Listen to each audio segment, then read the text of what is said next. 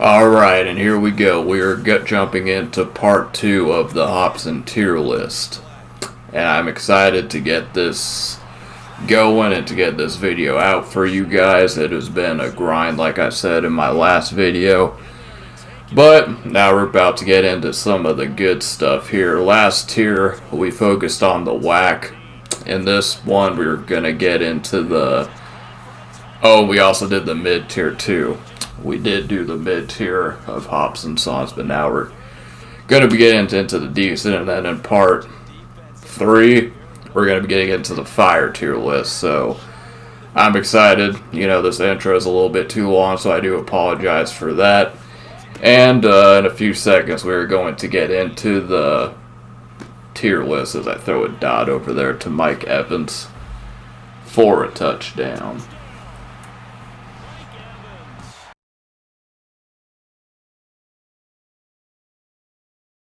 Girl, I'm gonna see him. She hangs up and falls back on the bed smiling, looking at the ceiling. Alright, we got another entrant into Hopsin's debut album, Gazing at the Moonlight. And you know, this song is a storytelling song, and he actually has quite a few of storytelling songs that he breaks down on Gazing at the Moonlight, which is a pretty interesting endeavor, I think. Now, for this song, I thought that the music video was low budget, but I think that it kinda means that Ruthless Records wasn't really giving him the resources he needs to make the video, but in a way, you know, the music video is still good, even with it being low budget. But you know, the song is basically about a girl who meets a guy online and gets catfished and murdered. So don't know if I can say that word on YouTube.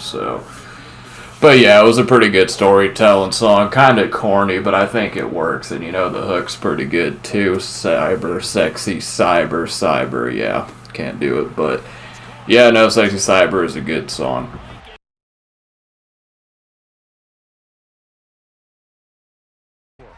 Alright, we got the starter track off of Gazing at the Moonlight next. This song isn't really much of a storytelling song, but it is pretty raw. And it is hard-hitting. You can tell that Hopsin, with his background in acting and his charismatic individual, he's able to deliver raw lyricism, a catchy hook, and overall very charismatic and delivering the song, and that's why I like a lot of his songs, and this one worked.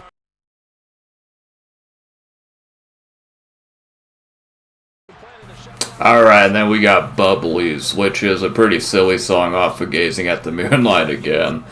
And yeah, it's a pretty silly song. It's got a pretty silly hook to it, but you know, I think that the song does work. I like the hook, the silly hook, and the beat is pretty good, and overall it has a pretty good solid 3 verses. Shows Hopsin's ability to be silly but also deliver the same signature charisma that he is known for.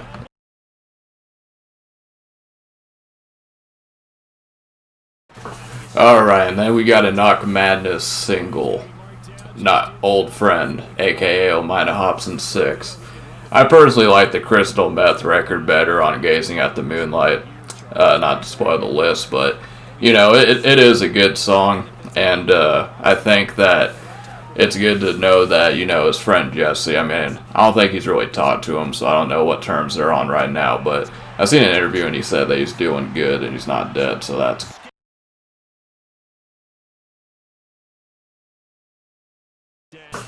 getting back to some Gazing at the Moonlight, we have Super Duper Fly. And yeah, I got a really good beat and they're super nice because I'm super fly. I'm not a big fan of, you know, the weird like the little dog panting that you hear throughout the song. I thought that was kind of whack, but you know, overall I do like the song and I do think it's a pretty decent cut off of the Gazing at the Moonlight album. Ruthless Records sucks.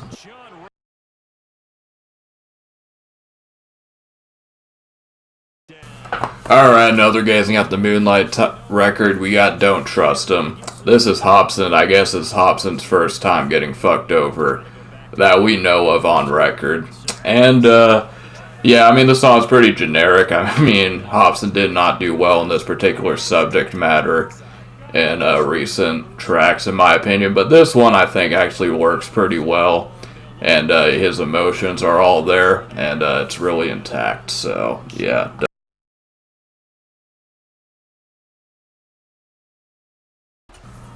Alright, and we got I'm Not Crazy from the Raw album, featuring Swizz and Cryptic Wisdom. And both verses do work very well in this song. You know, one of the things that I've always said is that Hopsin should do more collabs, but when I hear songs like this, you know, when he does collab, I feel like it always hits for the most part. So maybe if he would have collabed more, then the collabs that I would have wished for wouldn't have been, and I'd be like, don't do collabs.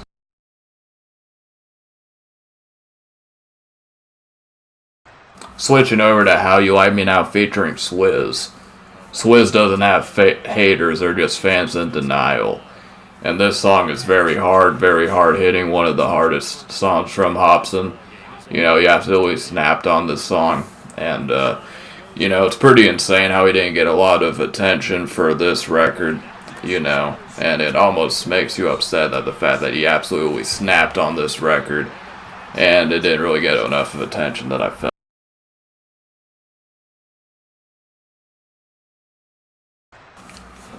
Alright, just when you think Hopsin is done with rap and is going to move to Australia, settle into a normal life, he releases a Dumb and Dumber trailer, and he reveals that he is indeed not retiring from rap, and he drops Pound Syndrome.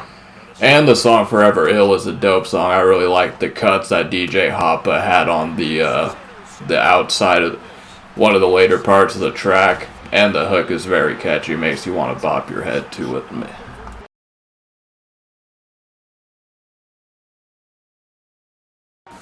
Alright, another entrant into Hopsin's Pound Syndrome album. We got the song Mr. Jones, who Hopsin is rapping about an unknown member in rap who what used to be the man and homie. In high school, he was the man, homie. The fuck happened to you? That kind of song. And it works pretty good. Don't know who he's talking about. And I guess he, you know, someone asked him who it was referring to, and he said just any underground rapper, but I don't believe that. He's talking about something.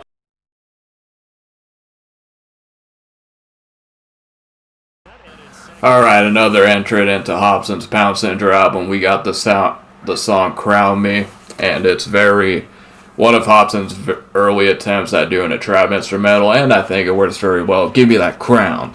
You know, I'm still in my angry white boy phase, don't know if I'm going to grow out of it, but you know, when I hear that song, the energy, the bass, and everything, it definitely connects with me, and I think that it definitely works for Hopsin on this song.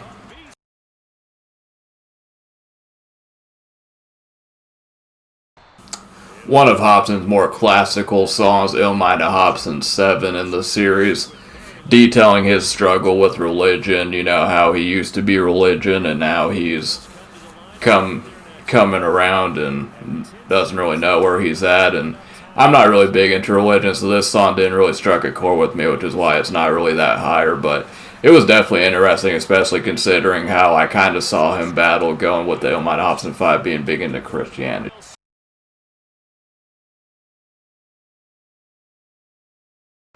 Hopsin's latest album, 2017, No Shame, somewhat mixed reaction, but I liked the album as a whole.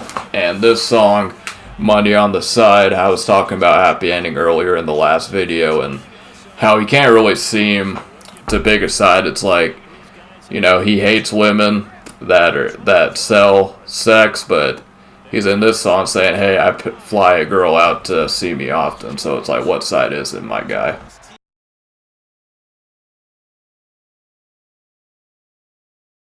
Alright, another entrant into Hopsin's No Shame record. Tell him who you got it from. Now, I'm going to say that if I made this list 2 weeks ago, this would have been in the fire tier. I've been bumping this song pretty heavily lately. It's definitely a change of pace from Hopsin's songs. It's more lighthearted. He kind of does, like, I don't know if I'd say singing, but it's more Drake-ish. You know, the hook, tell him who you got it from, like, that's pretty, you know, unique and something that I don't even really see Drake and stuff do, so it's good.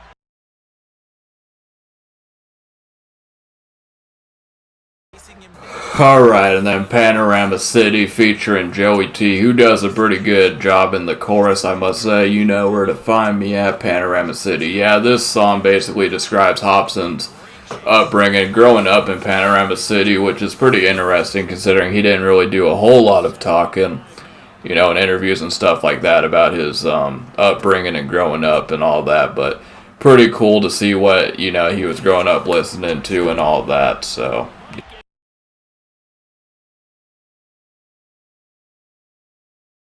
Alright, and then with that, let's take it back to 2011 to Raw, Blood, Energy, Passion, one of the last songs on the album. And this song is really hardcore, I Want Your Blood. And yeah, it's like that, and he definitely goes hard, definitely a Tech 9 style rap on it with some sick wordplay, I can't really describe the song. I mean, it's like if you know this song or you know songs like it, it's just raw, hard-hitting, not much you can say about it. I Want Your Blood.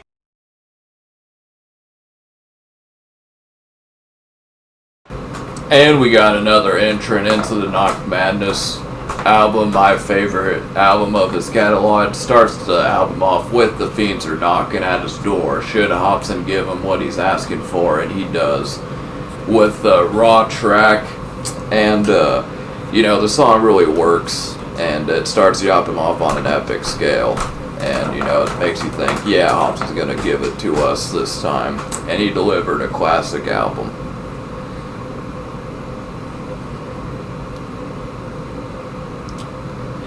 Alright, another entrant into Knock Madness with Tears to Snow. Very emotional track, which usually I'm not that big a fan of. I like the second verse in particular, where he's talking about how all these underground artists that come up to him saying, oh, you're the coldest MC, but the second they leave him, he starts talking all kind of mess and this and that.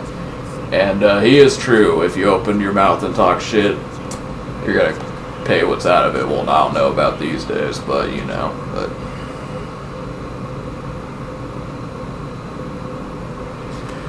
He's going to rip your heart out along with Tech 9. They're going to get together on Knock Madness and they're going to rip your heart out with a gruesome track.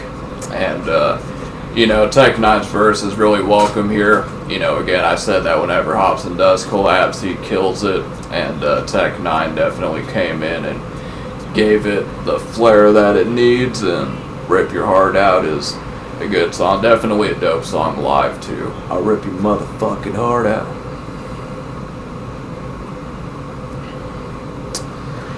Alright, now this is going to be the closing track before we get into part 3, Nollie Tray Flipping. Basically a cool song about skateboarding. Works really well, solid three verses with a da-da-da-da-da-da-da beat. And it works. Not a big fan of skateboarding myself, but you can't deny that Hopsin on here is very cool.